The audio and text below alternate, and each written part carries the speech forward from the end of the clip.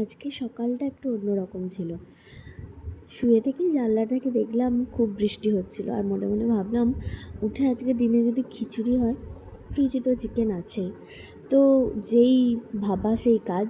তো উঠেই সব কিছু জোগাড় করে নিয়েছিলাম। মাকে বললাম খিচুড়ি আর চিকেন কষাই হবে। তো দেখো, এখানে আমি আলু ভেজেছি অল্প করে, গোল গোল করে একটু, যেমন নুন হলুদ দিয়ে একটু খড়িয়ে ভাজি, ঠিক সেইভাবেই। তারপরে এখানে আমি খিচুড়ির জন্য মশলা দিয়ে দিয়েছি, পেঁয়াজ ভেজে নিচ্ছি। তারপরে দিয়ে দিয়েছি আমি একটু আদা বাটা, রসুন বাটা, ভালো করে ভেজে নিয়ে সেগুলো কষিয়ে নেওয়ার পরে দিয়ে দিচ্ছি টমেটোটা একটু সফট হয়ে যাওয়ার পরে আমি দিয়ে দিয়েছি কাঁচা লঙ্কাটা একটু চিড়ে দিয়েছিলাম, ঝালের পরিমাপ অনুযায়ী দিয়ে দিও।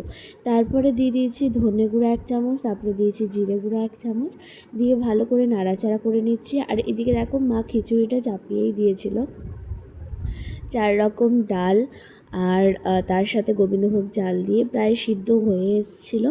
আলুগুলো ভেজে ওর মধ্যে দিয়ে দিয়েছিল, আর কিছু সবজি ছিল না, তো আলু দিয়েছিল।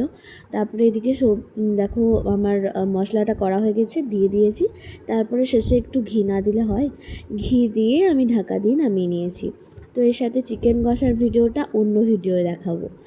তো তোমাদের কার কার আমার মতো বৃষ্টি হলে খিচুড়ি খেতে মন হয়, কমেন্টে জানাতে ভুলো না কিন্তু। চলো, টাটা।